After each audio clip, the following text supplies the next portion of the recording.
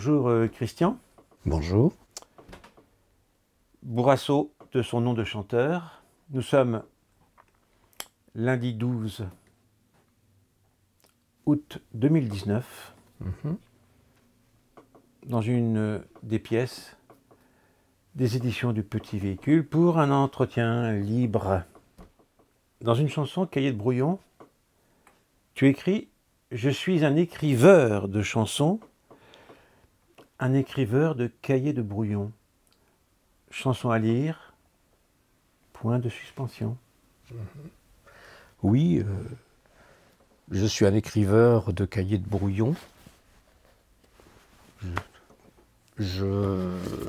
Voilà, je vais vous lire un texte.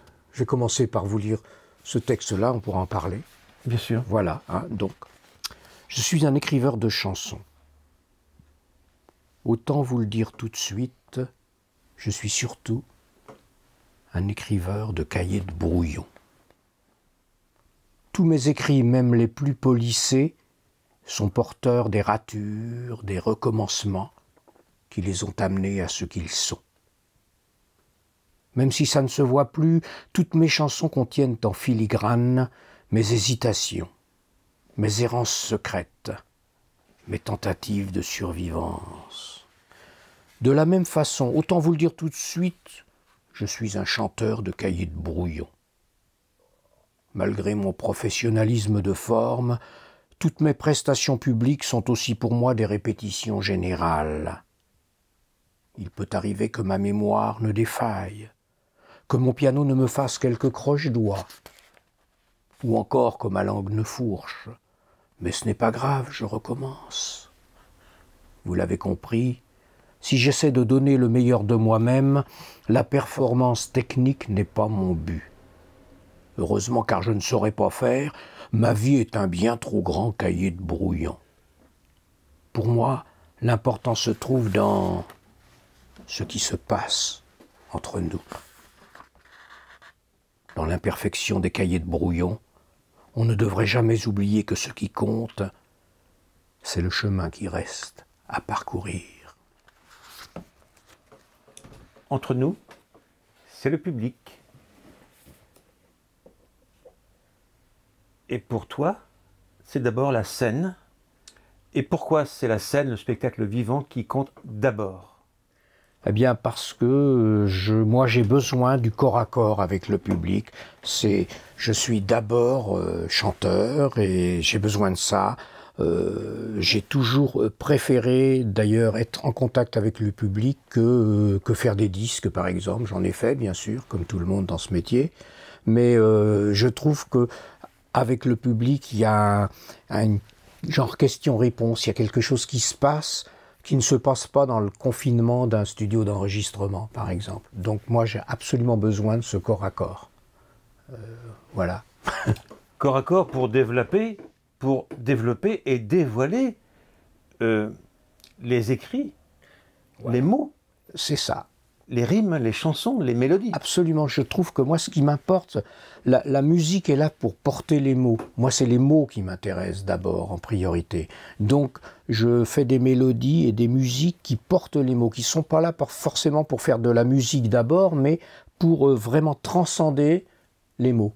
Transcender, mettre la voix en valeur. Mes arrangements de piano, d'ailleurs, je les fais volontairement assez sobre, justement pour que la musique ne prenne pas le pas sur les mots et que ça mette juste les mots en valeur, quoi. Un petit peu comme au cinéma. De la même façon, au cinéma, par exemple, vous allez au cinéma, vous voyez une scène à l'écran, il y a une musique derrière, mais vous l'entendez sans l'écouter. C'est-à-dire, elle est diffusée de façon derrière. Mais si cette musique n'était pas là, eh bien, la performance d'acteur aurait moins de relief. Donc c'est très inconscient en vérité, quoi. Et ben moi c'est pareil. Quand je fais mes musiques, c'est pour qu'elles portent les mots sans que la musique prenne le pas dessus. Voilà, je me répète un peu, mais tant pis. Non, c'est pas se répéter, mais ça correspond au titre du livre que nous avons avec des bonus édité au Petit Véhicule, chansons à lire, mais sur scène. Chansons à dire par ta voix et à lire par les oreilles du public. Absolument, absolument, c'est exactement ça. Donc le spectacle, ça y est, s'appelle d'ailleurs Chanson à voir. Donc, alors je peux en dire un petit peu plus, peut-être. Moi, ce qui m'intéresse dans un spectacle, c'est de raconter une histoire par des chansons. Une chanson en elle-même peut être intéressante, mais ce qui m'intéresse d'abord, c'est qu'il y ait un fil conducteur, que je raconte une histoire, et donc je construis le spectacle avec des chansons. Donc c'est ça qui m'importe, c'est d'aller, c'est une sorte de fil tendu vers où je veux aller. Voilà. Comme si le public était la pelote que tu amenais à toi au fil des 1h15, 1h30 de concert-spectacle. Voilà, c'est ça. Ça dure en général 1h30, des fois plus, parce qu'avec les rappels et tout.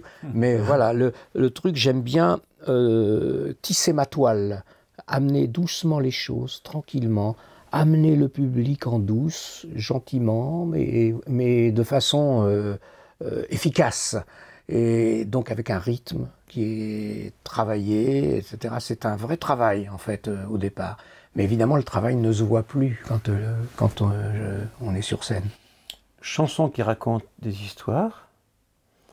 Et puis, un personnage que j'avais apprécié dans ton spectacle, c'est vers la fin, le clown qui apparaît. Oui. Alors, quelle destinée il raconte, ce clown? En joie, en chagrin, on sait bien. Il raconte toute la vie, la vraie vie en fait. Je trouve qu'il est là pour raconter la vie, à la fois triste à des moments et gai à d'autres. Et voilà, c'est l'histoire de la vie en fait, quoi. Donc avec tous ces accidents de vie, voilà. Tu es en quelque sorte un homme des planches. Mm-hmm. Tu es né, nous sommes nés d'ailleurs, avec une génération d'immenses chanteurs. Tout à fait. Qui ont fait leur temps, qui ne sont plus de ce monde, mais leurs œuvres demeurent, et d'autres encore demeurent. Pourrais-tu les évoquer, car dans ton tour de chant, tu ponctues souvent. Là où, celui auquel j'avais assisté, tu avais chanté Barbara, je crois. Oui. Ou une chanson de Barbara. Oui. Donc, il y a toujours un hommage à ceux qui t'ont fait. Effectivement. Effectivement, je fais toujours dans un spectacle une chanson. En ce moment, je chante Barbara, mais j'ai chanté aussi d'autres chansons d'auteurs. Voilà. J'aime bien parce que c'est une façon de rendre un hommage à tous ceux qui m'ont inspiré, qui m'ont donné cette envie de créer, d'écrire et de chanter. Voilà. On peut les citer, Ferré, Dylan, Oui, Brassens, bien sûr. Le Forestier, Bernard Hayan. Bernard Hayan, beaucoup, oui. Risset-Barrier, le défunt et regretté Alain Leprest, par exemple. Oui, oui, oui. Et quelques autres aussi. Oui, oui, oui, oui. Je trouvais que dans la chanson, il y avait une sorte une façon d'interroger le monde, d'interroger la vie, de faire sortir des pépites chez les personnes. Enfin, je trouvais qu'il y avait quelque chose de... Ça suscite, ouais. Et c'est ça qui est important. Je trouve que voilà. D'ailleurs, dans ton spectacle, il y a un aspect narrateur, un aspect conteur. Tout à fait. Tu racontes des histoires liées à ta famille ou à d'autres, oui. Ou à tes observations. Oui, je n'écris pas que des chansons. J'ai écrit aussi, oui, un ou deux contes, et puis des histoires. J'ai écrit des histoires, des petites nouvelles, des choses comme ça. Donc, bien sûr, j'adore raconter des histoires. J'adore raconter. Mes petits-enfants sont ravis. Quand ils viennent à la maison, je leur raconte des histoires. Donc, voilà. Pourrais-tu nous dire un autre texte, par exemple, Le temps mort? C'est un texte que j'ai écrit à propos du processus de création. Voilà. Les périodes de création font s'alterner les temps morts et les temps forts. Les temps morts sont les moments où il ne se passe rien, apparemment. C'est en ce lieu que nos doutes se manifestent, nos pertes de confiance parfois, notre angoisse, instant d'équilibre suspendu. Et pourtant, ces temps morts sont intensément vivants. Ils sont la respiration, le lâcher-prise nécessaire où l'inconscient fourmille. sans que nous nous en apercevions, notre projet germe, grandit, s'organise. Les temps morts sont le berceau de la création. Le bébé est en gestation dans les os encéphaliques. Cette genèse qui s'opère, c'est notre chemin qui se débroussaille, s'affine. C'est le terrain qui se prépare pour nous accoucher de nous-mêmes. Accepter ces temps d'incertitude, les reconnaître comme des étapes indispensables qui ciselleront notre route des profondeurs. C'est alors qu'au jour juste, au moment juste, qu'enfin prendront naturellement leur place les temps forts comme une délivrance. Nos mélodies et nos paroles auront alors la puissance et la simplicité de l'évidence. Voilà. En fait, ce temps mort, c'est un point de départ. Absolument. Et tu pourrais, dans la foulée, lire cet autre texte. Point de départ. Moi, je vais essayer de le dire. Tu peux le sans dire. le lire. J'aime ces sons jolis qui m'emportent vers la ligne sourde des horizons de mer. Atteindre cette présence subtile, dormant au fond de moi, ce murmure empli de toi, vague retenue, harpe vibrante de quelque vent du sud. Là, entre solitude et infini, je puise toute ma force. Source de sève créatrice, point de départ, parfumé de mon désir. Ta peau, couleur des pays où il fait chaud. Musique silence, silence musique, mélodie interne dépouillée de toute fioriture, ne laissant éclater que les sons purs, essentiels. Note de paix, transparence des songes. Lyre mentolée d'immortels, les musiques jolies habillent le silence de volutes en dentelle. Parfois malicieux, mon silence coquin s'enchante de quelques refrains engaillardis d'élixir voluptueux. Le sourire en coin, il a l'ironie ajustée et le délire en fuite. L'homme avance, calme, fort, débordant de possibles absolus. Tout s'ouvre sur son passage. La faune, la flore, le ciel et ses scintillements le traitent en égal. Il est un des leurs. Il vole, souffle nacré de l'espace révélé. Ultime délivrance en cette époque agitée où le silence officiel se nomme indifférence. Moi je veux la plénitude des sommets très hauts, tout là-haut, l'immensité en stéréo, le silence en relief.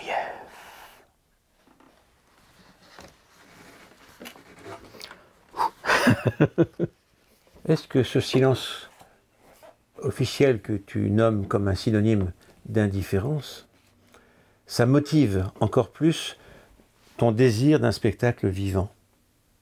Complètement, oui, tout à fait, puisque rien n'est pire que l'indifférence et...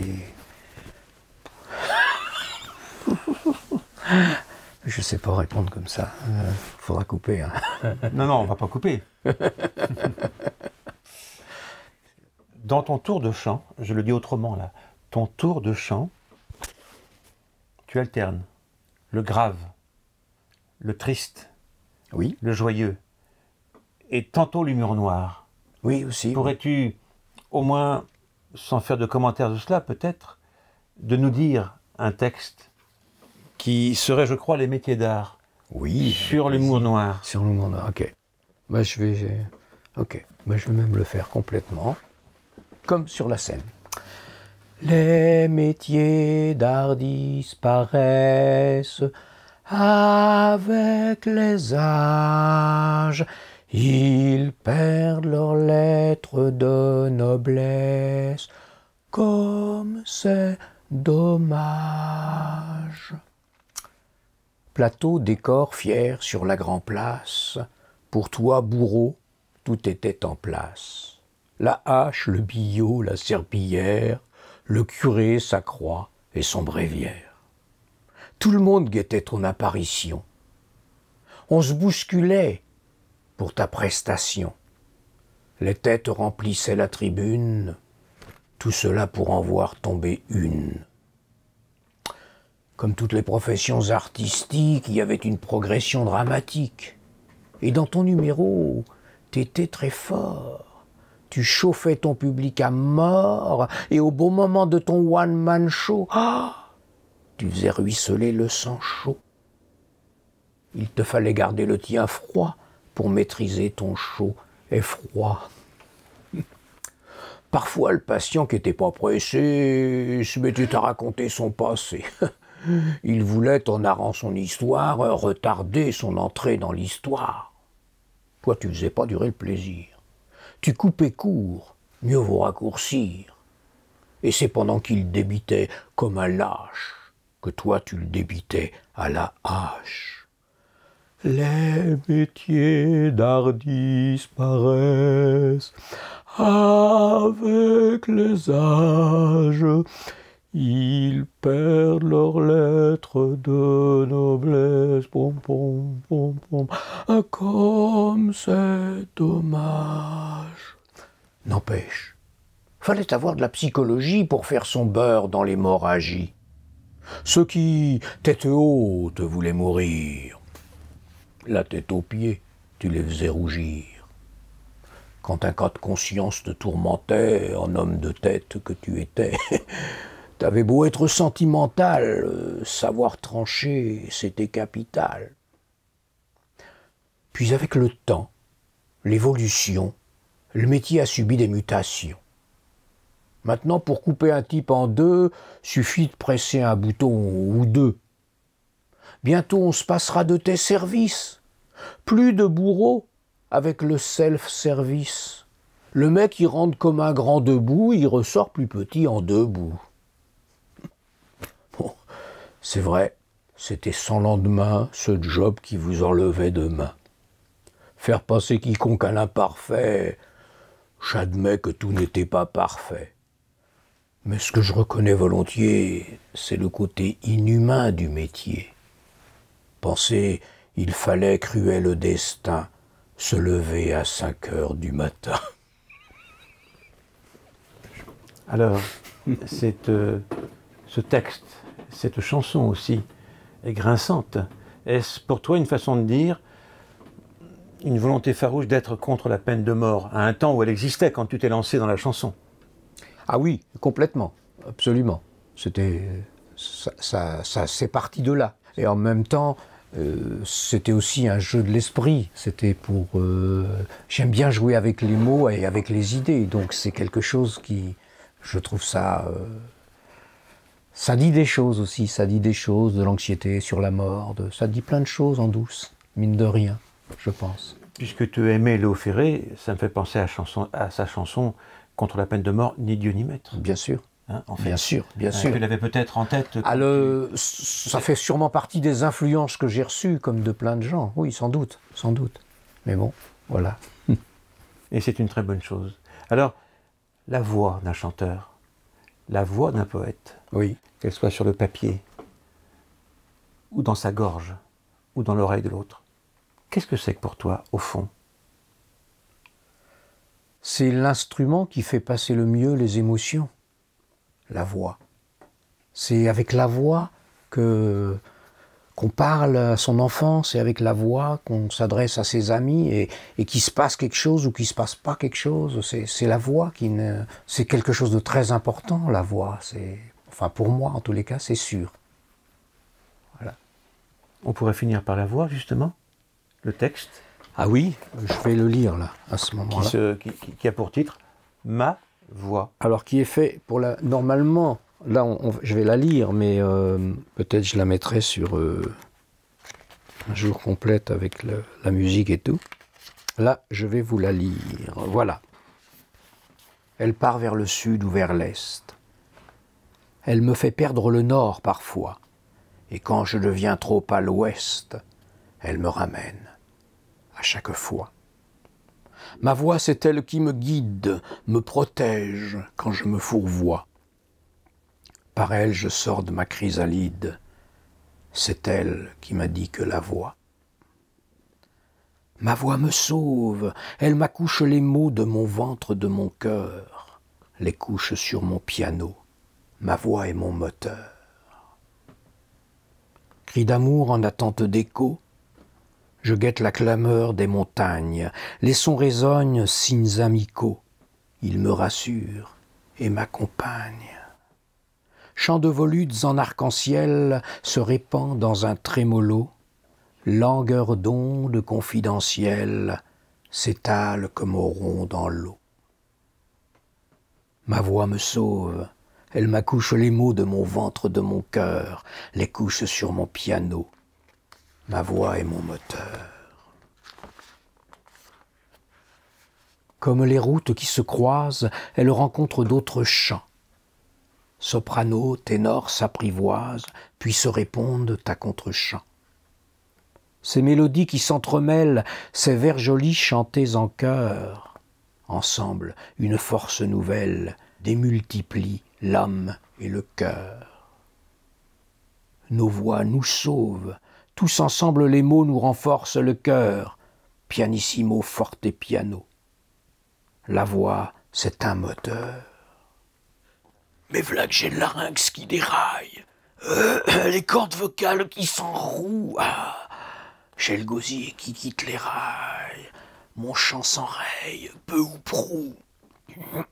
Je tente d'éclaircir ma voix de crécelle, en mots de miel, ça marche des fois, mais j'ai perdu confiance en elle, je souffre d'extinction de foi. Ma voix se sauve, mais je sens revenir les mots de mon ventre vainqueur. Merci ma voix, mon piano. Ma voix, c'est mon bonheur. La voix, c'est un théâtre? Absolument, complètement. La voix, ça parle, ça dit, ça montre. Il y a tout dans la voix. Tout s'exprime dans la voix. C'est comme la voix, c'est un regard. C'est comme dans les yeux, on voit tout dans les yeux. La voix, c'est pareil. Ça transmet tout ce qu'on a dans le cœur, comme le regard. Voilà.